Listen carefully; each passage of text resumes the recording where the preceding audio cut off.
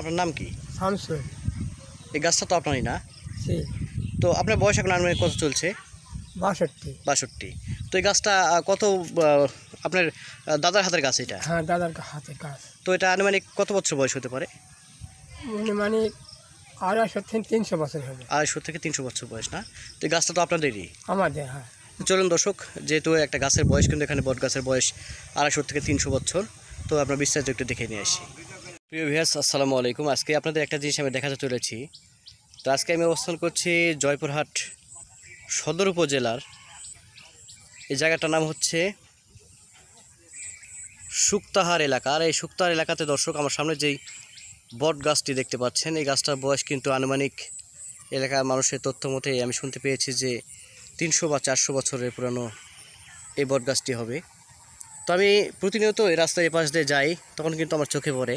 তো যাই হোক, আজকে আমি হঠাৎ থেমে গেলাম। থেমে যাওয়ার পরে এই গাছের যিনি মালিক বর্তমান বেঁচে আছেন, আমি তাকে জিজ্ঞাসা করলাম।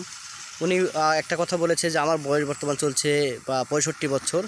আমার বাবাও দেখেনি এই গাছটা যে কতদিন আগে লাগানো হয়েছে, এবং আমার দাদার হাতে হয়তো এই গাছটা লাগানো হবে। তো আনুমানিক আসলে ওনারা অনুমান করছে যে এটি বয়স হবে 250-300 বছর বয়স হবে। তো এই যে দেখতে পাচ্ছেন শুক্তাহার যে রাস্তাটা, এই যে এই রাস্তাটা দিয়ে কিন্তু আমরা যেতে পারবো জয়পুরহাট সদরের দিকে, এবং যেতে পারবো জামালগঞ্জ এলাকাতে। আর এই রোডের পাশেই কিন্তু একটা জমি রয়েছে, জমিতে কিন্তু এই গাছটি রয়েছে দর্শক। আর দেখেন যে বটের যে পাতাগুলো রয়েছে কিন্তু চলে গেছে ওই মাথা পর্যন্ত, ওখান থেকে কিন্তু চলে আসছে আবার যেখানে আমি কাছে গিয়ে দেখাতে পারতেছিলাম, তাছাড়া আপনাদের দেখাইতাম। তবু একটু চেষ্টা করে চলেন। দেখেন দর্শক, আমি একটু আপনাদের জুম করে দেখানোর চেষ্টা করছি। ডালপালাগুলো কিন্তু চলে আসছে এই মাথায়। আমি কিন্তু অনেক দূরে আছি, অনেক দূর থেকে কিন্তু আমি ভিডিওটা নিচ্ছি।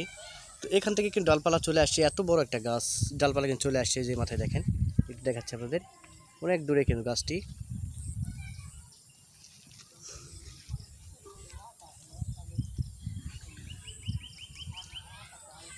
দেখেন, ওই যে আমার সামনে দেখতে পাচ্ছেন, এই যে আমি আপনাকে একটু জুম করে একটু দেখাই।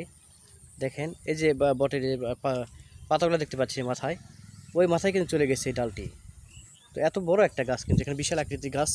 আমি কিন্তু দূর থেকে আপনার দেখাচ্ছি, কারণ কাছে যাওয়ার মতো কোনো স্কোপ এখানে নেই, এই জন্য একটু দূর থেকে দেখানোর চেষ্টা করছি। তো আপনারা কিন্তু যখন আসবেন, এই যে রোডটা দেখতে পাচ্ছেন, রোডটা কিন্তু ধারকি রোড। এই ধারকি দিয়ে আপনি যখন চলে আসবেন শুক্তাহারের দিকে, তখন কিন্তু এই গাছটা আপনাদের চোখে পড়বে। তারপর দেখে যাবেন, অনেক সুন্দর কিন্তু একটা জায়গা এটা। সবাইকে ধন্যবাদ জানাই।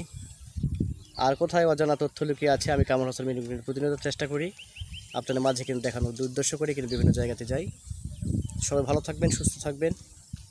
আল্লাহ হাফেজ।